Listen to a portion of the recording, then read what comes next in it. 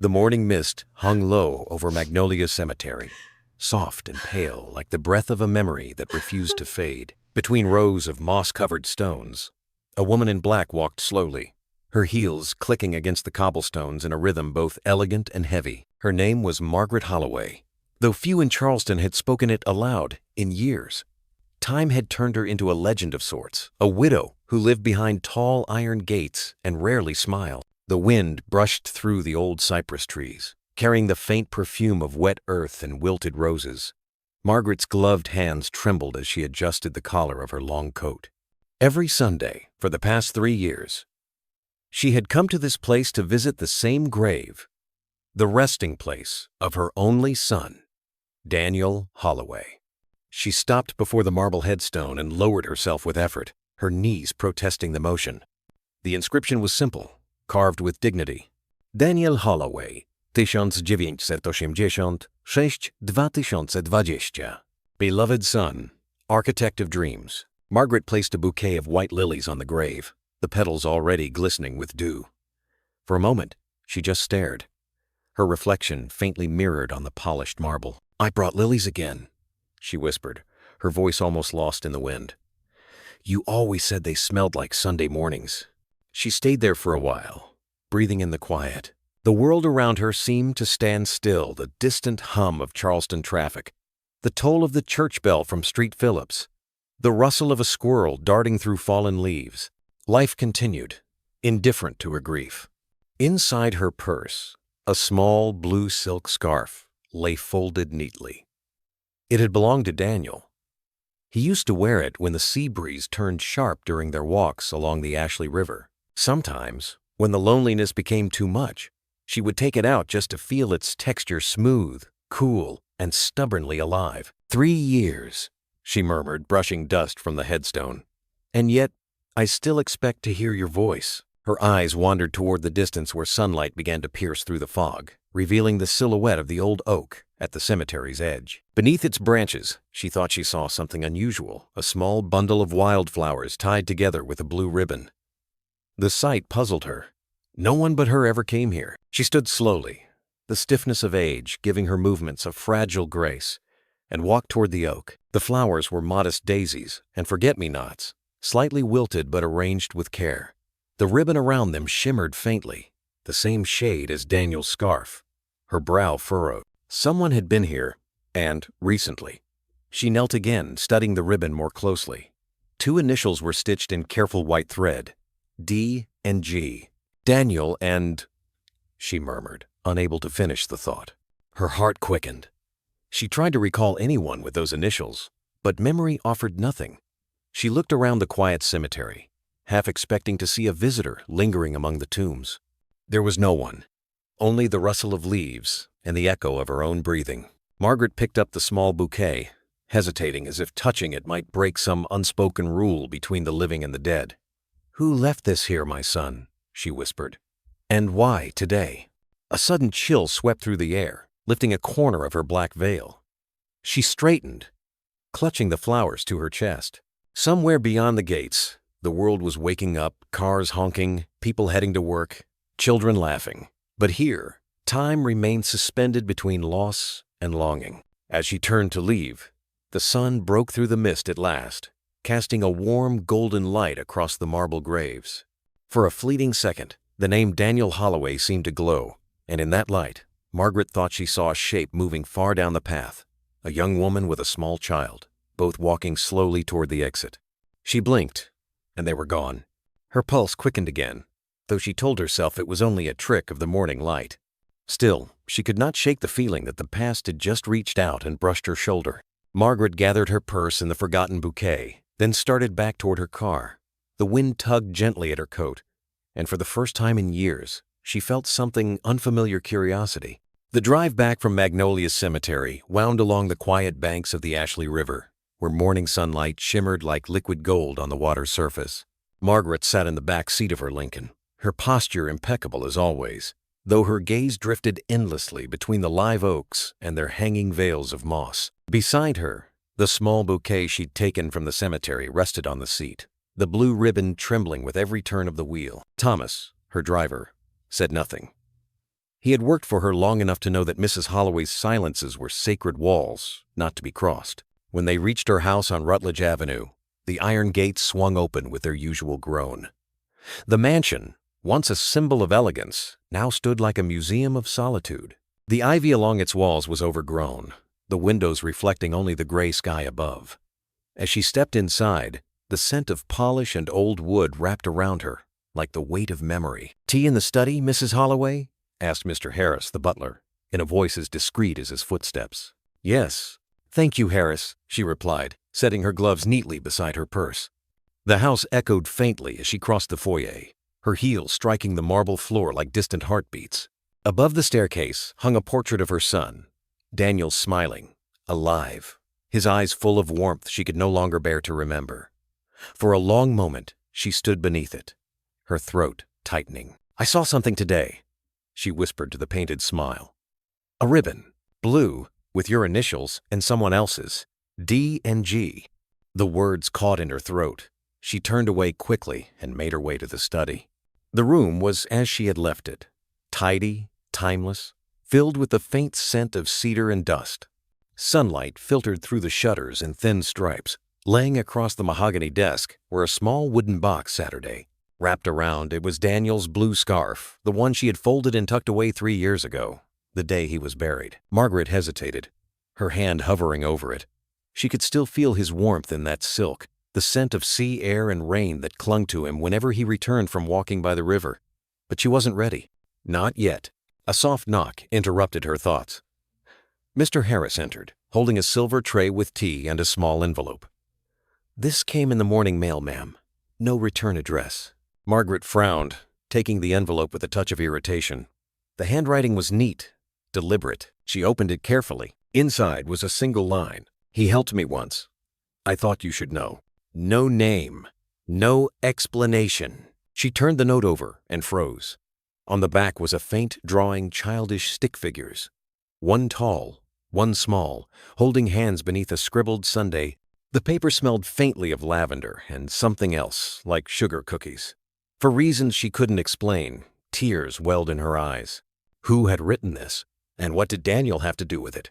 Her hand trembled slightly as she set the note down beside the scarf. The quiet of the room seemed to thicken, wrapping around her like fog. She sank slowly into the armchair by the window, gazing out toward the garden where leaves stirred in the breeze. For years, she had built her life around absence, arranging her days so that she would never have to feel the ache of remembering too much. But this small, anonymous note, felt like someone knocking gently on the locked door of her grief. "Who were you helping, my son?" she whispered.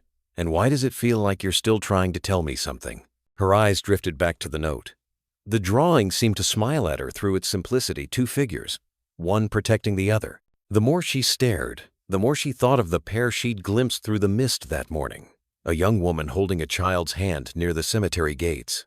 Margaret leaned closer. At the bottom corner of the paper, she noticed faint pencil marks, 2 barely visible words. She brought it toward the light, heart quickening. "Thank you." Her breath caught. She closed her eyes for a moment, pressing the paper to her chest. Somewhere deep inside, beneath the layers of pride and sorrow, something fragile began to stir, something like forgiveness, or maybe hope. The wind shifted outside, carrying the sound of distant bells from St. Philip's Church. Margaret rose and approached the window, her reflection caught between the glass and the twilight beyond. The Ashley River glowed under the fading light, its surface rippling softly. On the sill lay Daniel's blue scarf, and as the breeze slipped through the half-open window, the fabric fluttered gently, almost like a wave. Margaret touched it with her fingertips. "You're still here," she murmured. Outside, the sky deepened to violet, and far off at the edge of the garden, a shadow moved a figure, small and swift, disappearing beyond the gate. She blinked, uncertain if it was real or imagined. But the flowers from the cemetery, the letter, the drawing, all of it pointed to one truth she could no longer ignore. The past had begun to reach for her again, and this time, she wasn't sure she wanted to pull away. The next morning arrived, wrapped in pale mist, the kind that softened the edges of Charleston's skyline.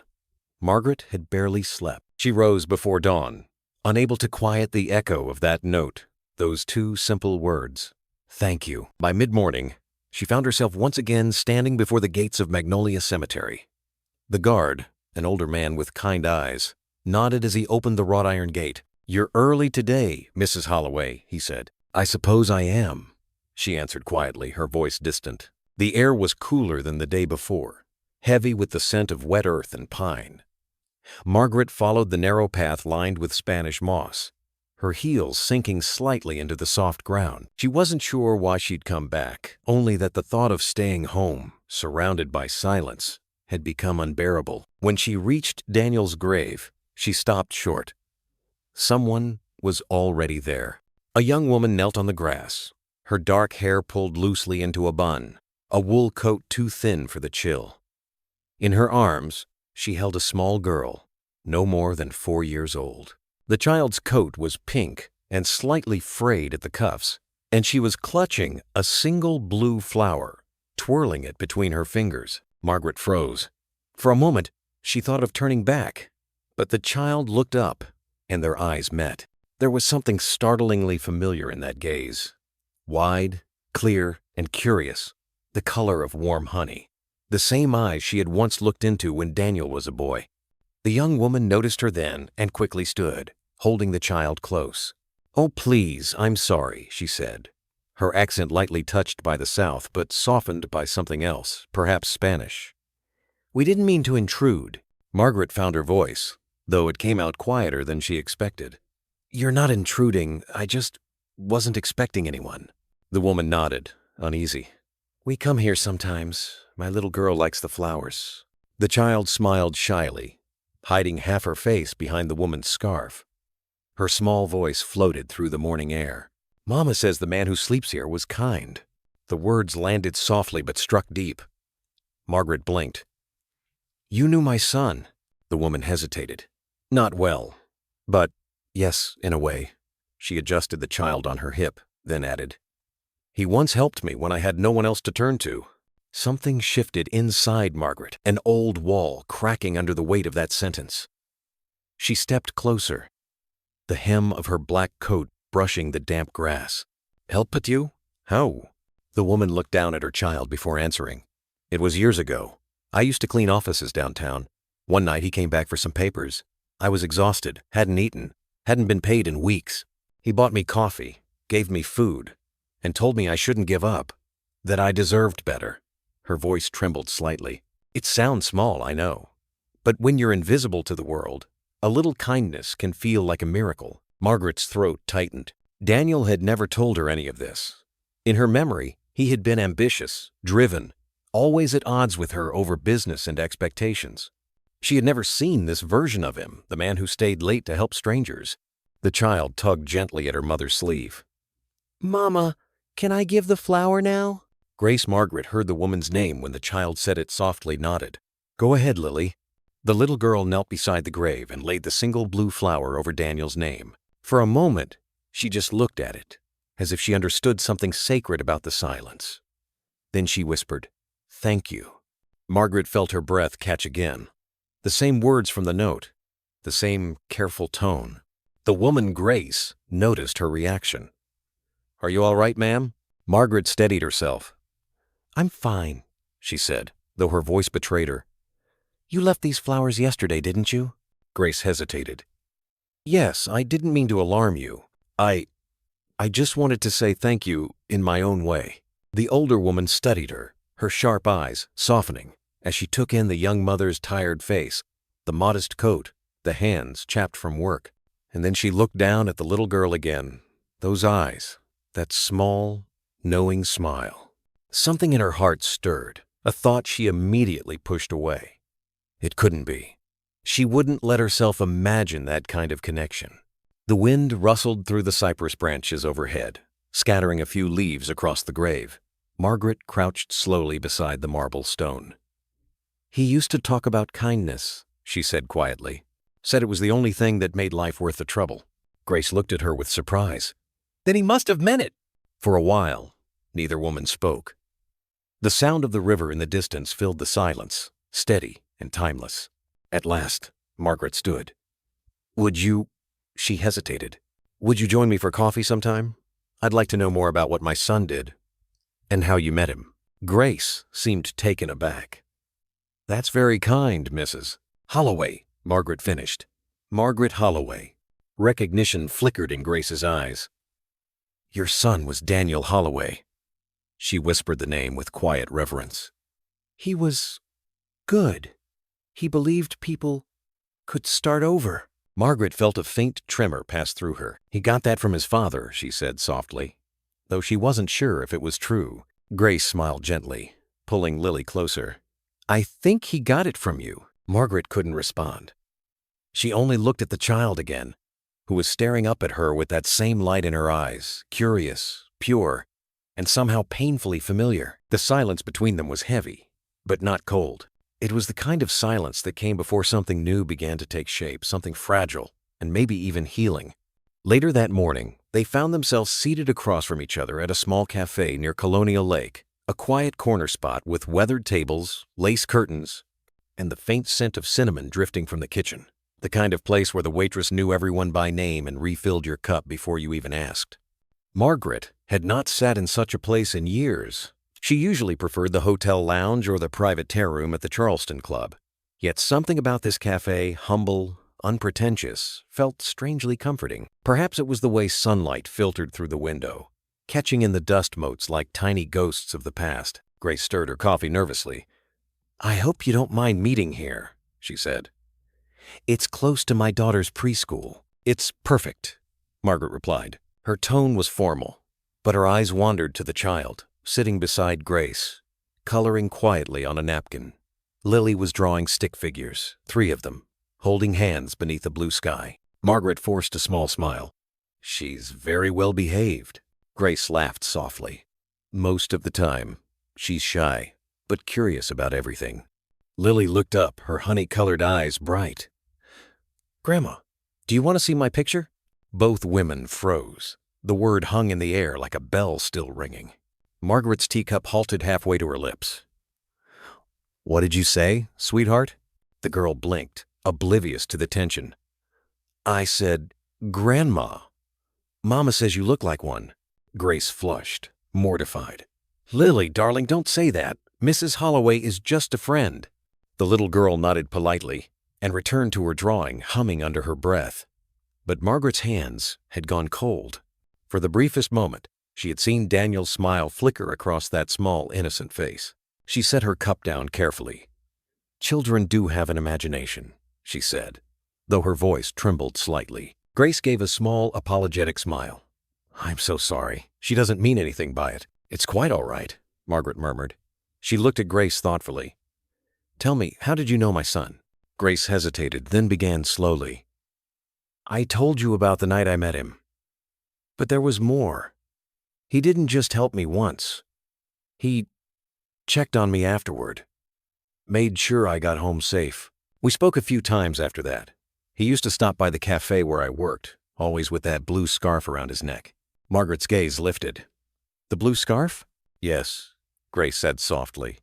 He said his mother gave it to him. He wore it even in summer. He told me it reminded him that love could keep you warm longer than the sun ever could. Margaret stared at her cup, the words cutting deep into the armor she'd built around her heart. He said that? Grace nodded. He had this way of making people feel seen. Not pitied, not judged, just seen. The silence that followed was long, but not uncomfortable. Outside, the bells of St. Michael's chimed noon, and a few leaves drifted past the window like quiet witnesses. Margaret studied the young woman before her, the kind eyes, the steady hands that cradled the coffee cup. She could see why Daniel had been drawn to her. There was a strength beneath the gentleness, the kind of resilience that life forged in those who had been through too much too soon. When the waitress brought the check, Margaret reached for it without thinking. Grace protested immediately.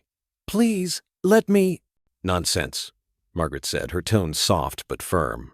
It's only coffee. And thank you for sharing your story. Grace hesitated, then smiled. He would have wanted you to know. Jen, as they stepped outside, the afternoon sun had begun to break through the clouds, casting golden reflections across the cobblestones. The air was cool, crisp, carrying the faint sound of laughter from the nearby park. Lily ran ahead a few steps, her pink coat fluttering. She stopped near a puddle and looked down, then called out, "Mama! Grandma! Look, the sky is in the water!" Margaret froze again. That voice, that phrasing, it was something Daniel used to say when he was a child, splashing along the riverbank. Grace turned, embarrassed but smiling. "Lily, honey, don't shout." But Margaret couldn't look away from the reflection in the puddle. The little girl's face, mirrored alongside her own, framed by the same golden light. For a fleeting second, she saw Daniel's eyes there again, shining back at her from a generation she hadn't known existed. Grace touched her arm gently. "Mrs. Holloway, are you all right?" Margaret blinked, pulling herself back to the present. "Yes," she said softly. "Just memories." They walked together toward the corner, where the breeze carried the sweet, earthy smell of fallen leaves. Grace stopped by a florist's stall to buy a small bunch of white daisies for Lily. While she paid, Margaret found herself glancing at the blue ribbon that held the flowers together, the same shade, the same thread. Something inside her whispered that all of this was not coincidence, that the scarf, the note, the child's words, even the ribbon were pieces of a truth waiting patiently to be seen. As they said goodbye, Lily waved her small hand. "Bye, Grandma," she called out again, her laughter echoing down the street. This time, Margaret didn't correct her. She only stood there in the sunlight, watching the child disappear into the crowd, clutching her daisies, and leaving behind a silence that felt strangely alive. And for the first time in years, Margaret didn't drive straight home. Instead, she walked slowly, deliberately, along the path beside the river, her heart heavy but no longer numb. The wind played with her hair, and she could almost hear Daniel's voice carried faintly through the rustling trees. "You'll find her when you're ready, Mother." Margaret pressed a trembling hand to her chest, where she had tucked the blue scarf that morning.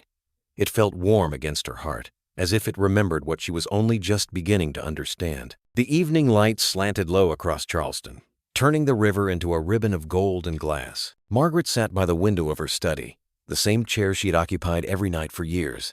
But tonight the quiet felt different. It wasn't peace. It was a restlessness that tugged at the corners of her thoughts, refusing to let her settle. On the desk before her lay Daniel's blue scarf, folded neatly beside the note that had arrived days ago. She touched the fabric gently, tracing its threads as if they could still carry the warmth of her son's hands. "He helped me once. I thought you should know." The words replayed in her mind like an unfinished melody. And then Lily's voice echoed too, that innocent, unguarded grandma, the way she said it, as if she'd known her all along. Margaret exhaled slowly. "Coincidences," she murmured to herself. "That's all." But even as she said it, she didn't believe it. She rose from the chair and crossed the study to an old oak cabinet near the wall. Inside were the remnants of her son's life, things she had locked away after the funeral because she couldn't bear to look at them. The cabinet door creaked as she opened it. Dust floated in the warm light. There were books, photographs, his college jacket, a box of postcards from Europe. She knelt down, pulling one box toward her, a small wooden chest with a brass clasp, its surface worn smooth by time. Her fingers hesitated on the latch. "Forgive me, Daniel," she whispered. "I wasn't ready before." Inside were letters, a watch, and a slim notebook bound in faded leather. Margaret opened it carefully. The handwriting was unmistakable, her son's sharp but elegant cursive. Pages filled with sketches, reflections, half-written notes from a life she'd never truly known. Halfway through, a single page caught her eye. Dated 6 months before the accident. "Met someone at the office tonight, Grace. She's strong, though she doesn't know it yet. Reminds me of sunlight after rain. Bought her dinner. She refused at first. Said she didn't deserve kindness. She's wrong. Margaret felt a pulse quicken beneath her skin. Her eyes moved further down the page. "Sometimes I think the people who have the least to give are the ones who understand love best." She closed the notebook slowly, her hand trembling. The air around her felt charged like a storm about to break. Pulling another folder from the box, she found a small envelope marked simply with Daniel's initials. Inside was a photograph. Daniel standing in front of a modest cafe, his arm around a young woman, Grace smiling shyly at the camera. In her other arm was a toddler, barely a year old, with a tuft of light brown hair and wide amber eyes. Margaret's breath caught. The child's gaze seemed to meet hers across time and paper. "No," she whispered. "It can't be." She turned the photo over. On the back, Daniel's handwriting again.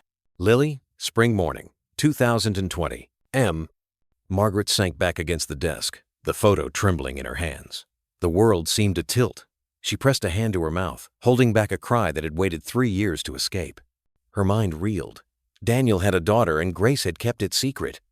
Or had she tried to tell her, and Margaret hadn't been willing to listen? The clock on the wall ticked loudly in the silence. Outside, the last of the sunlight faded, and the first lights of the city flickered on like watchful stars.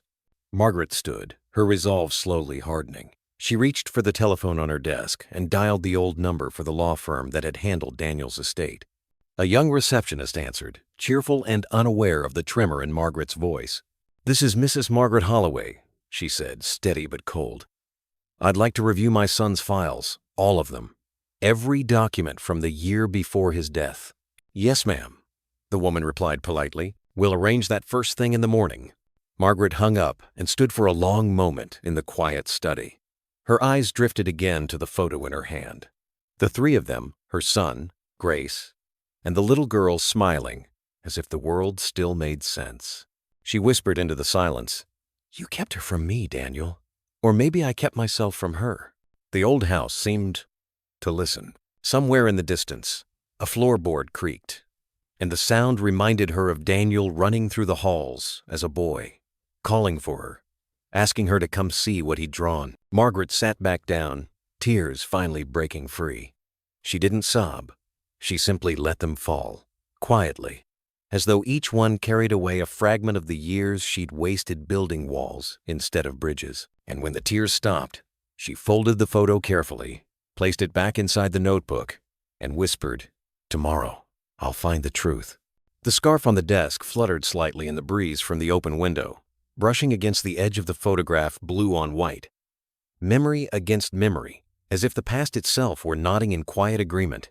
The next morning dawned gray and gentle, the kind of Charleston morning when the clouds hovered low and the streets seemed washed in silver. Margaret rode in silence, watching raindrops trace uncertain paths down the car window. Her driver, sensing her quiet, said nothing. They stopped in front of a familiar brick building downtown Holloway and Pierce Attorneys at Law. The brass letters gleamed faintly beneath the drizzle. Margaret hadn't stepped through those doors since the week she buried her son. Inside, the air smelled faintly of old paper and cedar polish. The receptionist greeted her with polite surprise, and soon she was led into the same office where Daniel's affairs had once been discussed, an office full of books, memories, and ghosts. "Margaret," said Mr. Pierce, rising to greet her. His hair had gone nearly white, and his eyes, though kind, carried the caution of someone who had kept too many secrets. "Good morning," she replied, removing her gloves one finger at a time. "I've come for Daniel's records. All of them." Mr. Pierce hesitated, then opened a drawer and withdrew a small wooden box. Inside lay several envelopes neatly labeled, but one sealed with dark blue wax stood out immediately. He cleared his throat. "This one we never opened. It's addressed to my mother and Grace." Daniel left it with explicit instructions that it be delivered only if both of you were known to one another. Margaret's gaze fixed on the seal. Blue wax, pressed with a small imprint, a river reed. She knew that symbol. It was one her son used to draw in his notebooks as a child, saying it reminded him that even water has roots. Her voice was barely a whisper. "I'll read it here. Mr." Pierce gave a gentle nod and stepped out, closing the door quietly behind him. Margaret sat alone, staring at the envelope for a long moment. The seal shimmered faintly in the dull light, as though waiting for her courage. Finally, she broke it open and unfolded the letter. "If you're reading this, it means I couldn't say what I needed to in person." Her breath hitched. "Mother, you taught me strength, but somewhere along the way we both forgot that strength without kindness turns into loneliness. I wanted you to see that love is not weakness, it's the only kind of safety that lasts." She stopped, blinking away tears. "Grace came into my life when I least deserved joy. She reminded me that small kindnesses can build worlds stronger than any empire. If she ever stands before you, please look at her not as someone beneath us, but as a bridge between who I was and who I wanted to be." Margaret pressed a trembling hand to her chest. Then came the final lines. "And if a little girl with honey eyes ever finds her way to you, know that she carries the best parts of both of us. Her name is Lily. She deserves to grow up surrounded by love from every piece of this family, past and present. Mother, forgiveness is not surrender. It's how light finds its way home." The words blurred. By the time she reached the signature, "Your son, Daniel," the paper was damp with her tears. Margaret folded the letter with trembling hands, holding it to her heart. For the first time in years, she didn't feel anger or guilt, only a deep, aching peace. When Mr. Pierce returned, she stood by the window, sunlight beginning to break through the clouds. "He was wiser than I ever gave him credit for," she said softly. "He always believed people could change," Mr. Pierce replied. Margaret smiled faintly. "Then it's time I proved him right." Outside, Charleston glistened after the rain. The pavement shone like glass, reflecting the sky. Margaret stepped into the light, clutching her handbag close inside it, the letter, the photo, and the blue scarf folded neatly together. She drove home slowly, noticing things she hadn't in years. A couple sharing an umbrella, a group of children racing through puddles, the sound of church bells carried on the wind. Everything seemed to whisper the same quiet truth. It's not too late. When she reached her house, the air inside felt different, lighter somehow. She placed the letter on her desk, beside Daniel's scarf. The afternoon sun filtered through the lace curtains, bathing the room in gold. For a moment, she simply stood there, her hand resting on the desk.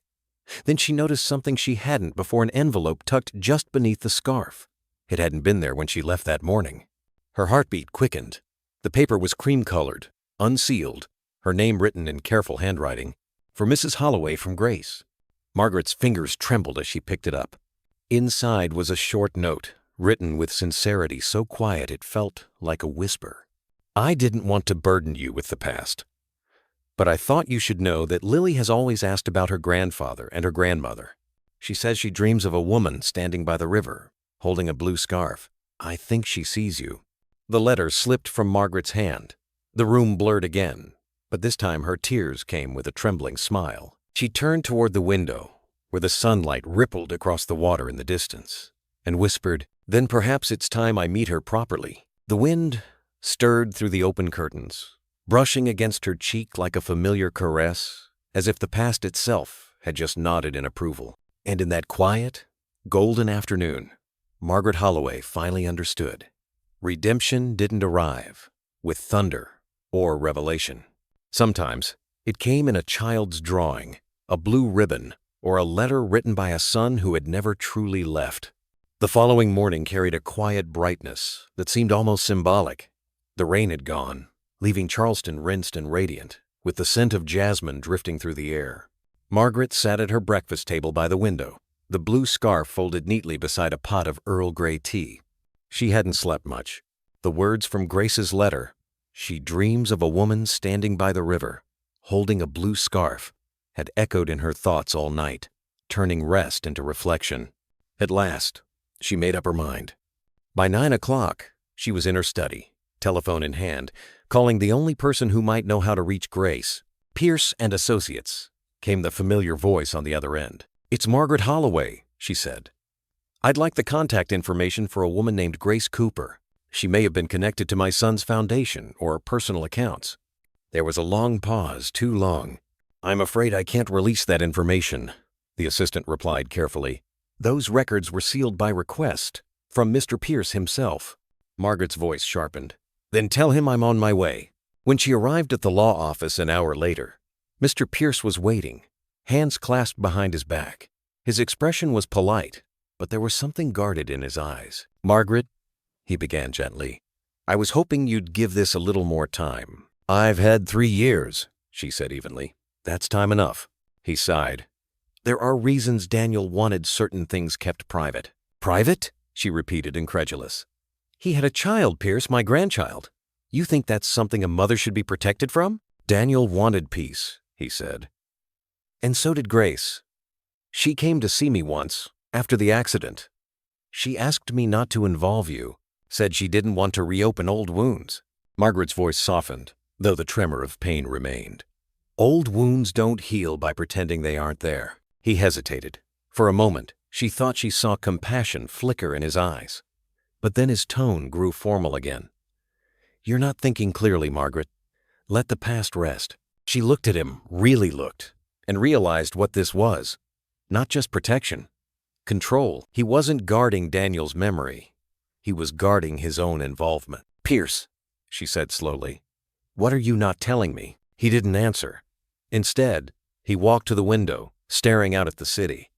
"You were like family to me," he said finally.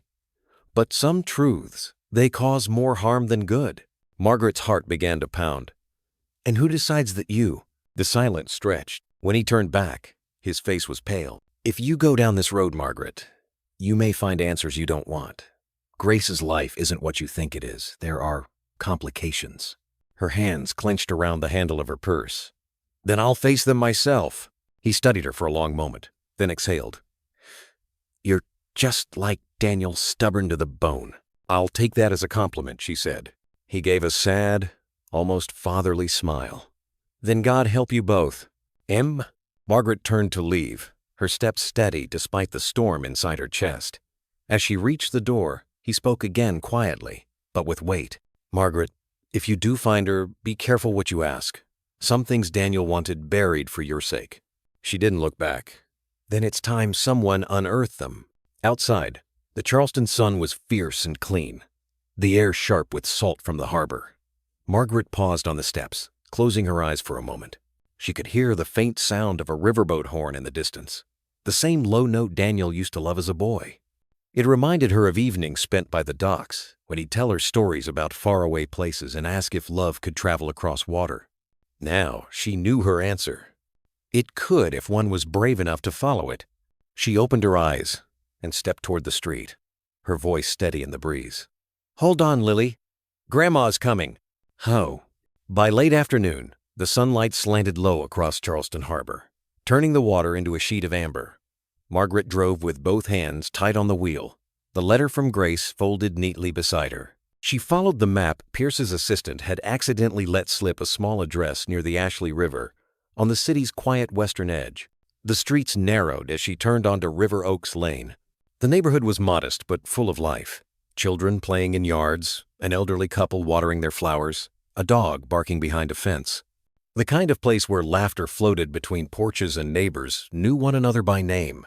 At the end of the lane stood a small yellow house with a white porch and a willow tree swaying in the breeze.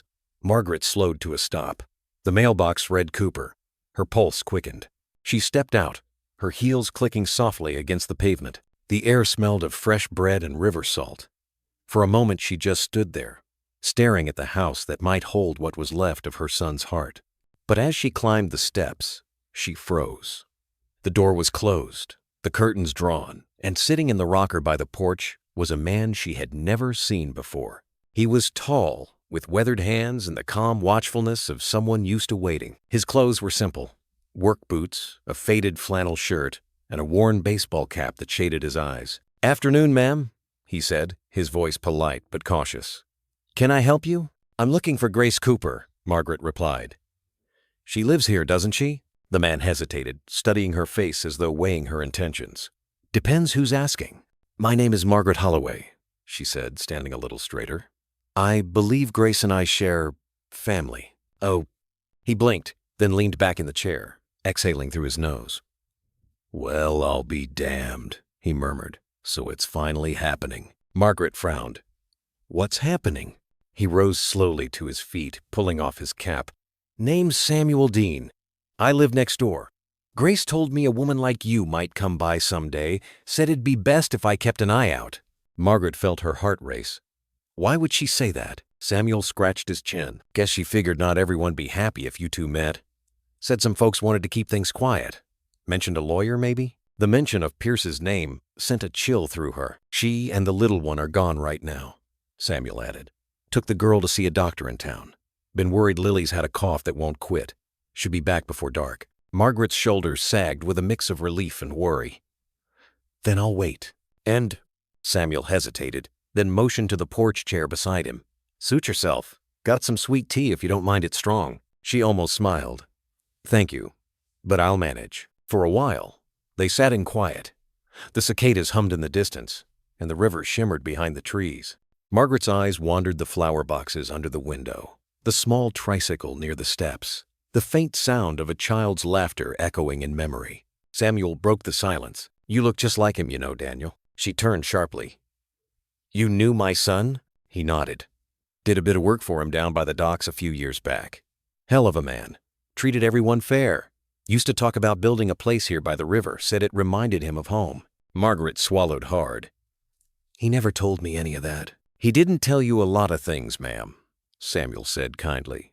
"But don't take it wrong. Some men try to protect their mothers by keeping the hard parts to themselves." She nodded slowly, eyes glistening. "I suppose I did the same." The sky began to shift to orange. A car engine sounded in the distance, and Samuel stood, peering toward the curve in the road. "That'll be them," he said quietly. Margaret rose, heart pounding. A small blue sedan turned onto the lane, slowing as it approached. Through the windshield, she saw Grace's familiar face, older, maybe a little tired, but still gentle. And beside her, in a booster seat, was a little girl with curls the color of honey, holding a tiny bunch of wildflowers. Margaret's breath caught. The car came to a stop. Grace stepped out first, surprise flickering in her eyes when she saw Margaret standing on the porch. "Mrs. Holloway," she whispered, her voice unsteady. Margaret managed a soft smile. "You called me once. In a dream, I think." Before Grace could reply, Lily climbed out of the car, clutching her flowers, staring curiously at the stranger before her. Then, with the unfiltered certainty only a child possesses, she ran forward and said the words that stole Margaret's breath. "Grandma, I found you." For a moment, time simply stopped. Margaret dropped to her knees, the world narrowing to that tiny pair of arms wrapping around her neck. Grace stood frozen, tears brimming, as Samuel quietly tipped his hat and turned away, muttering, "Looks like my part here's done." The evening light spilled across the porch, as if blessing the scene. Margaret pressed her cheek against Lily's hair and whispered, "You sure did, sweetheart. You sure did." Behind them, unseen, a figure stood at the corner of the street watching. Mr. Pierce, his face half-shadowed, his expression unreadable. He turned, slipped into his car, and drove away, the taillights vanishing into the dusk. Morning sunlight streamed through the curtains of Grace's kitchen, washing everything in a soft golden haze. The scent of coffee and freshly baked cornbread filled the air. And for the first time in years, Margaret Holloway felt something she had forgotten the shape of belonging. Grace moved quietly at the counter, humming an old Spanish lullaby while Lily sat at the table coloring a picture. The child's giggles floated around the small kitchen like wind chimes. Margaret, sitting nearby, watched in silence, her gloved hands resting on a cup of tea she hadn't yet touched. "Careful with the crayons, sweetheart," Grace said gently. "Grandma's wearing her nice dress." Lily grinned. "I'm drawing her. See? She's got shiny shoes and a big smile." Margaret blinked, then actually laughed, a small, surprised sound that startled even herself. "Do I really smile that much?" "Not yet," Lily said solemnly. "But you will." Grace turned, hiding her own smile as she wiped her hands on a towel. "She's got your son's way with words." The mention of Daniel lingered in the air like the last note of a song. For a long moment, they all grew quiet. Margaret traced the rim of her teacup, her voice barely above a whisper. "He would have loved this kitchen." Grace nodded. "He used to talk about wanting a house like this. Said he didn't need much. Just peace." Margaret's throat tightened. "Peace," she repeated. "That's something he never found with me." Grace hesitated, then sat across from her. "He wanted you to know he forgave you, Mrs. Holloway. He told me once that he hoped one day you'd forgive yourself, too." The words struck like sunlight through clouds, painful yet warm. Margaret stared at her hands, then reached slowly across the table. "Please, call me Margaret." And Grace looked surprised, but nodded softly. "All right, Margaret." Lily clapped her hands suddenly, breaking the stillness. "Can we go to the river today? Mommy said the ducks come when it's sunny." Grace smiled. "If we finish breakfast, maybe." Margaret glanced out the window toward the shimmer of water through the trees. "I'd like that," she said quietly. "It's been too long since I listened to the river." By mid-morning, the three of them walked along the banks of the Ashley River. The water sparkled under a pale blue sky, and the wind carried the scent of magnolia blossoms. Lily skipped ahead, throwing crumbs for the ducks, while Grace and Margaret followed at a slower pace. "She's remarkable," Margaret said, watching the little girl run. "Daniel would be proud." Grace smiled faintly. "She's his mirror sometimes. When she's quiet, she looks just like him." Margaret nodded. "And when she laughs, then she looks like me," Grace said, her eyes glistening with humor and grief intertwined. They stopped by a bench overlooking the water, the same bench where Daniel once sat, sketching blueprints for his foundation. Grace pointed to a small carving in the wood, 2 initials, D+G. "He did that the day he told me he wanted to start over," she said softly. "We sat right here, dreaming about what life could be." Margaret traced the carving with her fingertips. "He was always carving his name into the world. I just didn't realize how gentle that carving could be." Grace looked at her with quiet sympathy. "He learned from you, you know. Even if you never meant to teach him, you gave him strength." Margaret smiled faintly. "And you gave him heart." They sat in silence, listening to the gentle lap of the water. Somewhere down the river, a steamboat horn sounded, low and distant. Lily looked up, waving at the sound, as if it were an old friend. "Grandma," she said suddenly, "Daddy lives in the river, right? That's why it sparkles?" Grace opened her mouth to answer, but Margaret beat her to it. "Maybe so, sweetheart. Maybe that's how heaven talks to us through the water." Lily seemed satisfied with that. She ran off again, chasing sunlight across the grass. For the first time in years, Margaret felt something inside her loosen. The bitterness, the guilt, it was still there, but softer now, like stones smoothed by the current. She turned to Grace. "Do you think he'd be proud of us, sitting here together?" Grace's eyes glistened. "I think he's watching and smiling." They stayed there until the shadows grew long and the ducks drifted away.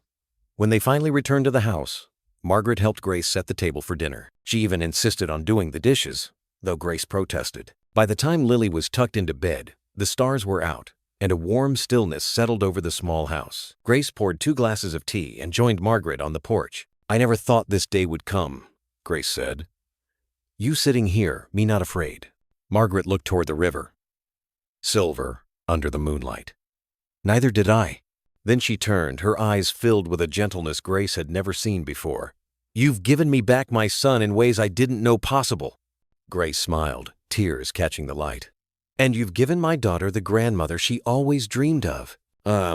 They sat in silence, 2 women from different worlds bound by the same loss, now finding peace in the same night air. But somewhere beyond that peace, across town, another light was burning a desk lamp in a law office window. Mr. Pierce sat alone, the same letter Margaret had found now, lying open before him. His hand trembled as he reached into a drawer and pulled out another sealed envelope, identical blue wax, but with a different name written on the front. "For Grace to be read only if the truth is found." He stared at it for a long time, his jaw tightening. Then, with a heavy sigh, he whispered to the empty room, "Daniel, you should have let it stay buried." The next morning broke gray and quiet, the kind of morning that felt like the world was holding its breath. Grace was in the kitchen packing Lily's lunch when a knock came at the door. Margaret looked up from her tea. "I'll get it," she said, and crossed the small living room. Standing outside was a courier in a Navy uniform. "Delivery for Miss Grace Cooper," he said, handing her a thick envelope sealed with dark blue wax. Margaret frowned, recognizing the seal instantly. "That's Daniel's." Grace wiped her hands and came over, her brow furrowing. "Who would send something like this?" The courier just shrugged. "No return address, ma'am." Said it was time. Sensitive. He left before either woman could ask more. Grace held the envelope gingerly, like it might vanish if she blinked.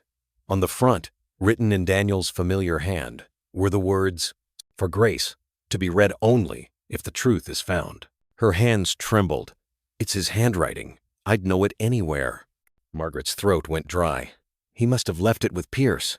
They sat together at the table. The air seemed to thicken as Grace broke the seal. Inside was a folded letter and a smaller document, yellowed at the edges. Grace began to read aloud, her voice soft but steady. "If you're reading this, Grace, then you found her, and she's found you. I wanted you both to meet, but not like this. I knew Mother would never forgive herself unless she saw the kind of love I found in you. I hoped one day she'd understand that what I built wasn't a business or a name. It was a bridge." Margaret felt her eyes sting. Grace continued, "There's something neither of you knows. The night of the accident wasn't an accident at all. The brakes failed because the car had been tampered with by someone who wanted to stop the foundation from exposing misuse of funds. Pierce found out. He begged me not to tell Mother, said it would destroy her faith in everything we'd built. I agreed, on one condition, that he protect you and the baby if anything happened to me." Grace gasped, her hand covering her mouth. He knew?" Margaret's face had gone pale. "Pierce knew my son was murdered?" Grace shook her head, unable to speak. The letter went on.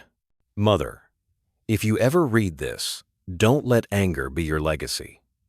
You've spent a lifetime building walls, but love doesn't live behind them. Grace will need you, and you'll need her, because she carries the part of me that refused to give up."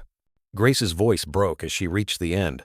"If the river still runs blue when you find each other, then maybe that's me reminding you both that forgiveness is just love in motion." The silence that followed was heavy and sacred. Margaret sat motionless, tears sliding down her cheeks without sound. Grace folded the letter carefully, her fingers trembling. "Daniel, he knew everything," Margaret whispered. "And Pierce, he's been keeping this from us all these years." Grace nodded, anger rising beneath her grief. "He said he was protecting us. But from what? The truth?" Margaret stood, her voice steadier than before. "Then it's time he answered for it." That evening, as the sun dipped low over the river, Margaret drove back into Charleston. Grace wanted to come, but Margaret insisted on going alone. The law office was dark, except for the lamp in Pierce's room. He looked up when she entered, startled, perhaps, but not surprised. "I was expecting you," he said quietly. Margaret laid the letter on his desk. "You lied to me. You let me mourn a false story for 3 years. He rubbed his eyes. "I was trying to spare you." "Spare me?" Her voice trembled with fury and heartbreak. "You took my son's truth and buried it.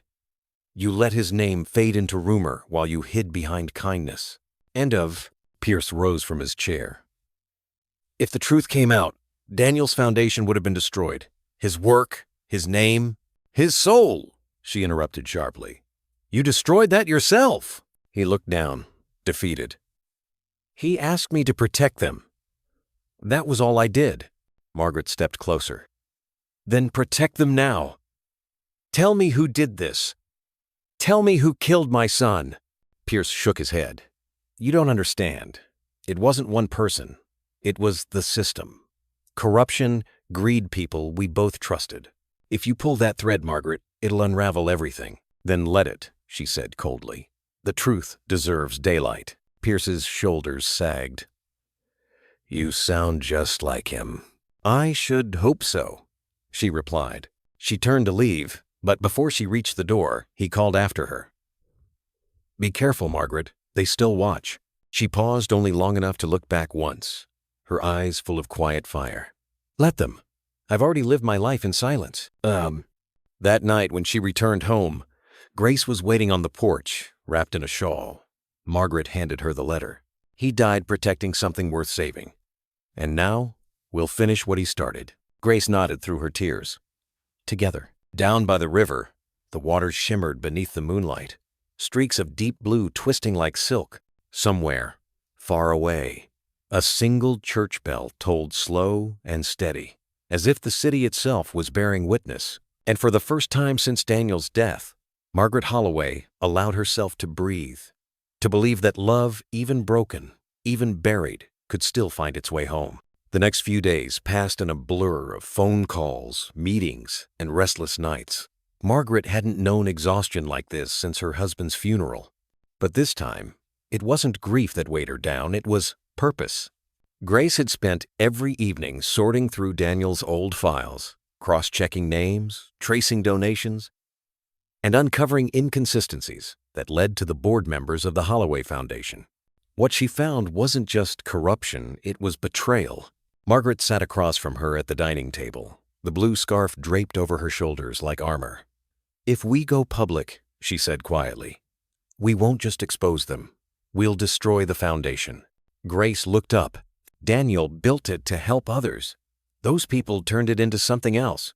The truth won't destroy it, it'll purify it. Margaret gave a weary smile. You sound just like him. Grace's eyes softened. Maybe he taught me better than either of us realized. They shared a silence, filled with the hum of the ceiling fan and the distant chirping of crickets.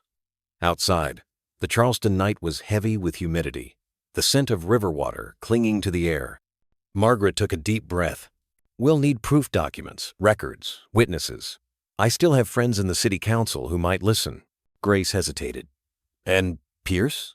I'll deal with Pierce, Margaret said firmly. He owes me that much. The following morning, Margaret drove downtown to the courthouse. Her name still carried weight in Charleston, though it no longer opened doors as easily as it once had. She met with an old acquaintance, Harriet Clay, a retired journalist known for her integrity. When Margaret handed her the folder of evidence, Harriet raised an eyebrow. Are you sure about this, Maggie? These names, they're powerful people. Old money doesn't fall quietly. Margaret's voice was steady. Old money doesn't scare me anymore. My son died trying to make a difference. I won't let that death stay meaningless. Harriet studied her for a long moment, then nodded. All right. If you're ready to tell the story, I'll help you tell it right. By evening, the whispers had begun. News of a possible internal investigation at the Holloway Foundation spread through the city like wildfire. Former employees came forward. Anonymous letters arrived at the newspaper office. It was as though Daniel's memory itself had awakened something buried in the hearts of those who had once worked beside him. Back at Grace's house, Margaret sat on the porch watching Lily chase fireflies across the yard. The child's laughter was bright against the gathering dusk. Grace joined her with 2 glasses of iced tea. She's been talking about you nonstop, Grace said with a small laugh. Said she wants to show you her school tomorrow. Margaret smiled faintly. I'd like that. I've missed too many first days already. Grace leaned back, her gaze distant. Do you ever think Daniel knew this would happen? That we'd end up here fighting his fight? Margaret looked toward the river, its surface glinting silver under the moon. Daniel believed in ripples. He used to say, every act of kindness was a stone thrown into the water. Maybe this is just one of his ripples, reaching back to us. Grace's eyes softened. You talk about him like he's still here. Margaret nodded. Maybe he is. The 2 women sat in silence, the air warm and thick with summer. The cicadas hummed louder as the sky deepened into indigo. Lily came running up the steps, holding something in her tiny hand, a small, smooth stone painted blue. Grandma, she said, placing it in Margaret's palm. I made this at school. Daddy's color. Margaret's fingers closed around it. The paint was still faintly wet. It's beautiful, sweetheart. Grace smiled, blinking back tears. She says blue is the color of heaven. Margaret looked down at the stone, at the way it shimmered in the porch light. Then maybe that's why Daniel keeps sending it to us. At that moment, headlights swept across the driveway. A car came to a stop, and the familiar silhouette of Pierce appeared behind the wheel. Margaret's jaw tightened. Grace stood, instantly uneasy. What's he doing here? Margaret rose slowly, her expression calm but resolute. Ending the silence, Pierce stepped out of the car, hat in hand, his face weary and pale. I read the papers, he said quietly. You've started something. You can't stop. Margaret's voice was calm. Then maybe it should never have been hidden. No? He looked at her, the sadness in his eyes almost paternal. There are people who won't let this go quietly. You and Grace, you're in danger now. Grace stepped forward. We're not afraid anymore. Pierce sighed, glancing toward Lily inside the house. It's not you I'm worried about. It's her. Margaret's eyes hardened. Then you'd better start helping us, Pierce, because hiding behind guilt won't save anyone. The wind picked up, rattling the porch swing as thunder murmured somewhere far away. The first drops of rain began to fall, slow and heavy. Pierce looked down, defeated. Meet me tomorrow morning, Magnolia Cemetery, by Daniel's grave. There's something there I never had the courage to tell you. Before either of them could respond, he turned and drove away, taillights fading into the dark rain. Grace looked at Margaret, her voice barely above a whisper. "Do you trust him?" Margaret stared at the blue stone in her palm, the rain streaking across its surface like tears. "I don't know," she said. "But Daniel once trusted him, and that's reason enough to listen." The morning rain had stopped, leaving the air thick and still, the kind of quiet that carried its own gravity. Margaret arrived at Magnolia Cemetery just after 9, her black umbrella glistening with droplets. Grace followed behind her, carrying a bouquet of lilies that Lily had picked that morning, white, pure, trembling slightly in the wind. The sky was overcast, and the marble stones shimmered faintly beneath the gray light. Somewhere nearby, the bells from St. John's Chapel tolled, slow and solemn. Pierce stood near Daniel's grave, his hat in his hands, his posture heavy with years of secrets. When he saw them approach, he nodded, almost grateful. "I wasn't sure you'd come," he said quietly. Margaret's tone was calm, but her eyes were sharp. "You asked me to. Now tell me what you couldn't before." He took a deep breath, looking down at the grave. "You deserve to know the whole truth. Daniel's car, it wasn't meant for him." Grace froze. "What do you mean?" Pierce's voice faltered. "The target was you, Margaret. You were scheduled to drive that car the next morning to a board meeting where you were going to vote against certain interests." Daniel must have realized something was wrong.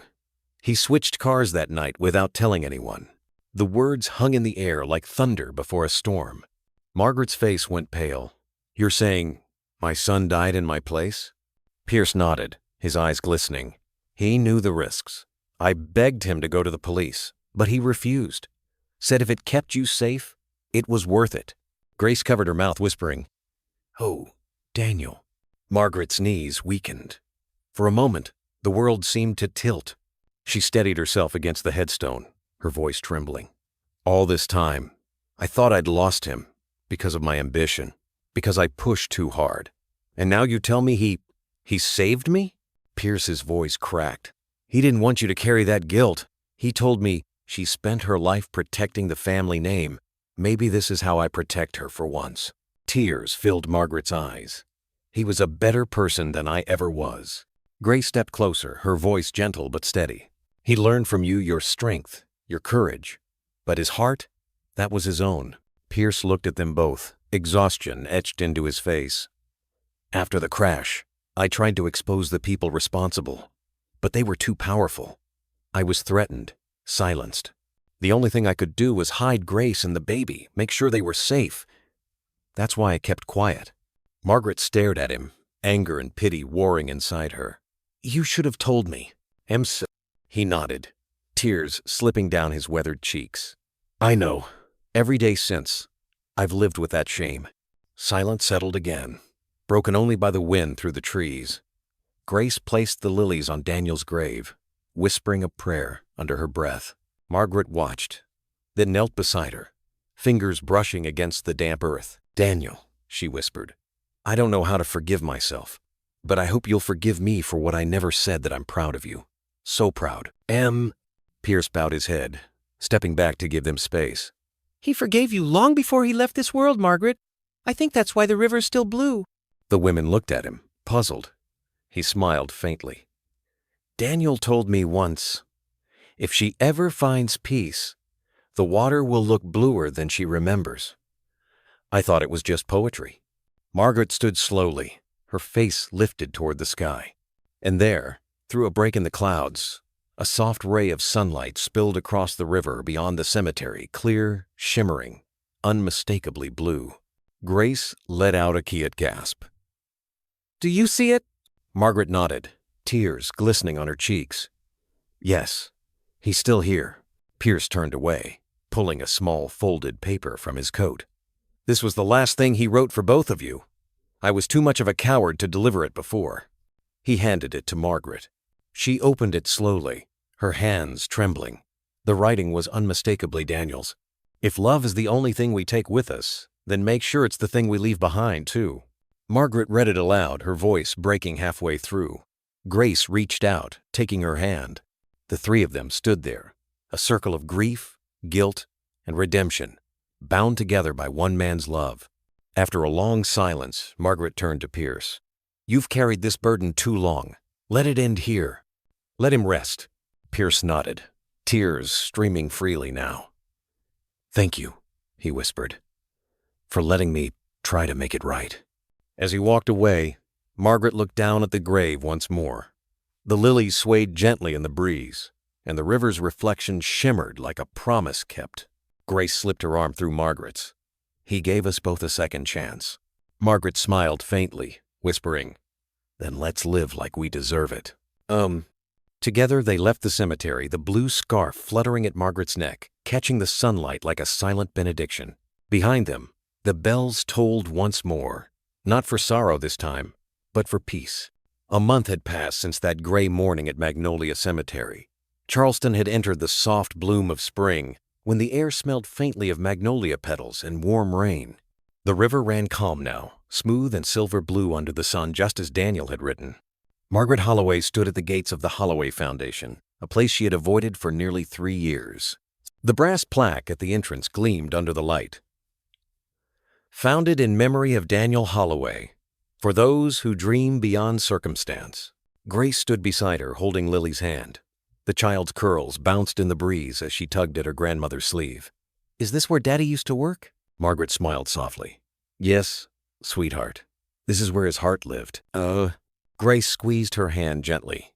"You don't have to do this today if you're not ready." Margaret shook her head. "No, Grace, I have to. For him and for us." They walked inside together. The lobby had changed. The sterile marble floors and gold accents were gone, replaced by sunlight, paintings from local children, and the smell of coffee from a small corner cafe that Grace had insisted on adding. There was laughter, too, the kind of laughter Margaret hadn't heard in years. Volunteers greeted them warmly. Many had once worked for Daniel. Others were new faces, drawn by the promise of rebuilding something pure. A young man approached, his voice respectful. "Mrs. Holloway, it's an honor to finally meet you. We've been waiting for you to see what we've done." Margaret smiled politely. "Then show me." They walked through the New Wing's classrooms, filled with art supplies, study tables, and shelves of donated books. Grace explained as they went, "We've partnered with local schools. The foundation now funds programs for single mothers and scholarships for their children." Margaret paused at a wall lined with photographs, portraits of families who had been helped by the foundation. In the center hung Daniel's picture, smiling as if frozen mid-laughter. For a long moment she couldn't speak. Then she reached out and traced her fingers over his image. "He'd be proud," she whispered. Grace smiled softly. "He'd be proud of you." "Oh." They spent the afternoon reviewing the reopening ceremony scheduled for the weekend. Local officials were attending, and the story of Daniel's sacrifice had quietly spread not as scandal, but as inspiration. At sunset, Margaret and Grace sat outside the building, overlooking the river. The light turned golden, painting everything with warmth. Lily played near the water's edge, her laughter echoing softly. Margaret exhaled. I used to believe that legacy was built with money and reputation, but it's really built with people and love." Grace nodded. "Daniel believed that from the start." Margaret glanced at her. "And you've become the bridge he wanted, between who I was and who I needed to be." Grace's eyes glistened. "He taught me how to hope again. You taught me how to stand tall. Maybe that's how healing works, one heart teaching another." The wind picked up, carrying the faint scent of salt and blooming jasmine. From across the street, church bells began to chime the hour, soft, steady, familiar. Margaret smiled. "When I hear that sound, I imagine him smiling somewhere, just beyond what we can see." Grace looked out at the river. "Do you ever think he knew this would be our ending?" Margaret shook her head gently. "No, darling. I think he knew it would be our beginning." Lily ran up, breathless and giggling. In her hands, she held a small, wrinkled blue ribbon. "Look what I found! It was floating in the water." Both women froze for a second. The ribbon was nearly identical to the one Margaret had found months ago, faded, but still shining faintly in the twilight. Grace knelt down, her voice trembling. "Where did you find it, sweetheart?" Lily pointed to the riverbank. "It was stuck on a rock. I think Daddy sent it." Margaret took the ribbon gently, her hand shaking. "Maybe he did." The sun dipped below the horizon, and the water shimmered a deeper blue, reflecting the colors of the sky. Grace and Margaret stood side by side, watching the last light fade. Two women bound by loss, forgiveness, and the small miracles that follow love. In the quiet that followed, Margaret whispered, more to herself than anyone, "He always said the river would bring us home." Saturday came bright and calm, with sunlight filtering through the moss-draped oaks along the street. The courtyard of the Holloway Foundation had been decorated with blue ribbons and wildflowers. Dozens of people gathered, old colleagues, families helped by the foundation, and townsfolk who simply wanted to honor a man they'd never met but somehow felt they knew. Margaret stood backstage, smoothing the folds of her pale linen suit. Grace adjusted the microphone on the podium while Lily twirled around with a blue balloon tied to her wrist. The child's laughter filled the air like birdsong. "You ready?" Grace asked softly. Margaret nodded, her expression calm but her heartbeat quick. "I haven't spoken in public since the funeral." "Then maybe it's time," Grace said gently, "to let your voice carry something new." The music faded, and the crowd hushed. Margaret stepped to the podium. For a moment, she couldn't speak. The faces before her blurred through the sunlight. Then she found her strength in the sight of Grace holding Lily's hand in the front row. "Good morning," she began, her southern lilt steady and warm. "Some of you knew my son, Daniel. Many of you didn't. But if you've ever received kindness from this foundation, if you've ever been offered hope when life seemed unfair, then you already know him." She paused, her gaze softening. "Daniel believed that every person deserves a chance to begin again. He taught me that wealth means nothing if it doesn't touch another life. And he taught me that love, when shared, multiplies far beyond the walls we build around it." The audience listened in silence, not the kind born of formality, but of reverence. Even the wind seemed to still. Margaret continued, her voice thick with emotion. "This place, these walls once stood for prestige, but from today, they will stand for compassion. The new Holloway Foundation will serve families who've lost someone, who need a second chance, who simply need to be seen." A ripple of applause spread through the crowd. Margaret took a breath, smiling faintly. "I once believed redemption was a word for the church pews, but it's not. Redemption is right here in the hands that reach out instead of turn away. In forgiveness, even when it's hard." She lifted her eyes toward the river, glinting behind the crowd. "My son once told me, if love is the only thing we take with us, then make sure it's the thing we leave behind too." I intend to spend the rest of my days doing just that." Applause broke out, gentle at first, then rising into something like music. Grace wiped her tears, and even Pierce, standing near the back, lowered his head in quiet respect. When the ceremony ended, Lily ran up to Margaret and threw her arms around her legs. "You did it, Grandma!" Margaret laughed softly, her voice trembling with joy. "No, darling, we did it." Grace joined them, holding out a small blue ribbon, the same one Lily had found by the river. "I think this belongs here." They tied it gently around the foundation's main sign, where the morning light made it shimmer like silk. The crowd watched in silence, some smiling, others quietly wiping tears. Margaret turned to Grace. "Do you ever think he's proud of us?" Grace looked toward the river. "I think he's the reason the water's so blue today." For a long moment, they stood there, 3 generations, side by side, under the magnolia trees, the ribbon fluttering softly in the wind. Later that afternoon, after the guests had left, Margaret sat on the steps outside with a glass of sweet tea. The courtyard was quiet again, bathed in golden light. Grace was cleaning up inside, and Lily chased butterflies across the grass. Margaret looked at the horizon and thought about all the years she had spent trying to control life, every deal, every choice, every wall she'd built to protect her heart. But now, she understood what Daniel had seen so clearly. Love wasn't control. It was surrender. She whispered to the breeze, "You were right, my boy. Love doesn't end. It just changes form." A single petal drifted down, landing on her glass. It was blue, not by dye or paint, but by some trick of the sunlight. Margaret smiled, feeling peace settle deep within her chest. From somewhere beyond the trees, a church bell chimed, and Lily's laughter floated up again, bright as morning. The world felt whole. 5 years later, the house by the river had grown quieter, softer. The vines climbed higher on the porch rails, and every morning smelled of coffee, gardenias, and the salt of the Atlantic drifting inland. Margaret Holloway sat in her wicker chair, wrapped in a shawl the color of early spring skies, pale, soft, almost blue. Across the yard, Lily was chasing fireflies in the daylight, laughing as though she could catch light itself. Grace stood by the kitchen window, watching both of them, her hands busy kneading bread the way her mother once had. The Holloway home, once echoing with silence and marble, now hummed gently with life. Margaret opened the drawer beside her and pulled out a thick envelope. On it was written in her careful hand, "For Lily when she's ready to understand." She adjusted her glasses, smiled faintly, and began to write the final pages of her story. "My dearest Lily, if you're reading this, it means I'm no longer there to tell you myself. But don't be sad, sweetheart. My voice will live in the walls of this house, in the wind over the river, in the laughter of your mama. I want to tell you about a time when I thought love was a transaction, something you earned with power or perfection. I spent years chasing success, only to learn that success can't hold your hand when the night grows long.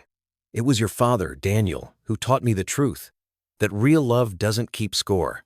It forgives, it rebuilds, it waits." Her pen paused as she looked toward the water. The river gleamed that same strange blue that had followed her life ever since that day in the cemetery. You may grow up thinking the world rewards the loudest voices, the fastest runners, the brightest stars. But sometimes, Lily, the bravest thing you can do is be still, to listen, to forgive, to see the good in people even when it's hidden. Remember this: what you give with kindness will outlast everything you build with pride. Margaret's hand trembled slightly. Grace appeared at the door with a cup of tea. "Writing again?" she asked softly. Margaret smiled. "Finishing something I started a lifetime ago." Grace sat beside her, glancing at the letter. "For Lily?" "Yes. She'll need to know where she came from and what we learned the hard way." The afternoon light painted gold across the living room floor. Lily ran inside, barefoot and beaming, clutching a blue ribbon tied around a dandelion stem. "Look, Grandma! Another blue flower!" "Ugh," Margaret chuckled. "Seems like the river keeps sending them." Lily placed it on her lap. "Can I sit with you?" "Always, darling." Margaret lifted her into her arms, breathing in the scent of sunshine in the child's hair. Grace watched from the doorway, a bittersweet tenderness filling her chest. Time had softened Margaret's edges. Her once commanding voice had become gentle, like the sound of distant bells. The three sat together as the evening breeze drifted in, stirring the curtains. Margaret whispered to Lily, "Do you know why blue is my favorite color?" The little girl shook her head. "Because blue remembers. It holds the sky, the sea, the past, and it never lets go." Lily leaned her head on her shoulder. "Like Daddy?" Margaret smiled, her eyes glistening. "Exactly like Daddy." A hush fell over them, not sadness, but peace. The kind that only comes when everything broken has finally been mended. Outside, the river shimmered beneath the sunset, and the air smelled faintly of magnolia. Grace walked over, wrapping her arms around both of them. "He'd be so proud of us," she said quietly. Margaret nodded, whispering, "And I'm proud of you." For the first time in years, she felt no weight, no guilt, only gratitude for the laughter in the next room, the warmth of 2 generations beside her, and the love that refused to fade. The morning came softly, with a hush that felt almost sacred. The house by the river seemed to breathe slower that day. A gentle fog rolled over the marshes, and the distant call of a church bell drifted through the air. Margaret Holloway lay in her bed by the window, the same spot where she loved to sit and watch the sunrise.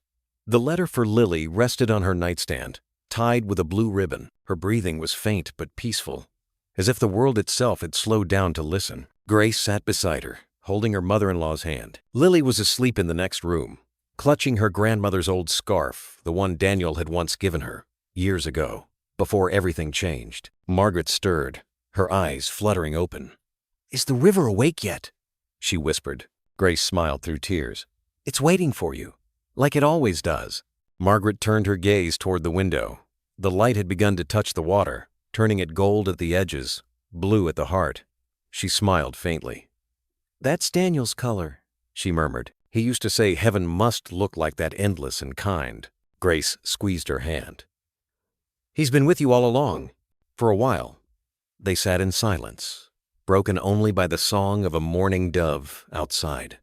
Then Margaret spoke again, her voice barely above a breath. "Promise me, Grace. Keep the foundation alive. Keep telling his story, but not as a tragedy. Tell it as a second chance, the one he gave us all." "I promise," Grace whispered, tears spilling freely now. Margaret's lips curved into a soft smile. "Good girl. That's what he would have wanted." Her eyes drifted shut once more. A faint breeze came through the open window, carrying the scent of magnolia and sea salt. The curtains lifted gently, as though the room itself exhaled. When Grace looked down again, Margaret's hand had grown still serene, as if she had simply fallen asleep in the sunlight. Outside, the wind caught the blue scarf on the windowsill. It fluttered upward, slipping free and drifting toward the river, a ribbon of color against the morning sky. Grace stood, watching it go, her heart breaking and mending all at once. Hours later, Lily woke to the sound of birds. She ran to Grace, rubbing her sleepy eyes. "Where's Grandma?" Grace knelt, pulling her close. "Grandma went to see Daddy," she said softly. Lily looked out the window, her small hand pressed to the glass. "Is that her scarf, Mama? The one flying to the water?" Grace nodded, her voice trembling. "Yes, sweetheart. She wanted it to find its way home." Lily smiled, the simple, unburdened smile of a child. "Then she's not gone. She's just everywhere now." Grace hugged her tight, her tears falling into Lily's curls. "Yes, baby, everywhere." That evening, the sun sank behind the horizon, painting the river in 1,000 shades of blue. The scarf floated downstream until it caught on a branch near the foundation's dock, swaying softly, like a final goodbye. A week later, the town gathered at the Holloway Foundation to honor Margaret. The ceremony was simple, a hymn, a prayer, and a reading from her letter to Lily, which Grace shared aloud. "If love is the only thing we take with us, let it also be the thing we leave behind. Remember, forgiveness doesn't erase the past, it redeems it. And when you find yourself by the river someday, know that every ripple, every shimmer of blue, carries a story of someone who once loved deeply and dared to begin again." There wasn't a dry eye in the courtyard. The breeze lifted gently, and the blue ribbon tied to the foundation sign fluttered as if in answer. Years later, visitors would say that on quiet mornings, when the sun touched the river just right, you could see a flash of blue weaving through the water like a scarf dancing beneath the current. Some said it was a trick of light. Others swore it was love, refusing to fade. And perhaps they were all right, because the river never forgets. Sometimes, life closes its chapters, not with thunder, but with a whisper, the kind that lingers long after the story ends. The morning Margaret Holloway left this world, the river outside her window shimmered like polished glass, and the blue scarf that once carried her sorrow drifted gently downstream. It wasn't a symbol of loss anymore, but of peace, the quiet kind that comes only when a heart has finally made amends. We all have rivers in our lives, memories we tried to bury, words we never said, people we lost too soon. But if you listen closely, you'll hear that those rivers don't forget. They keep flowing, carrying the love we thought was gone, turning grief into grace.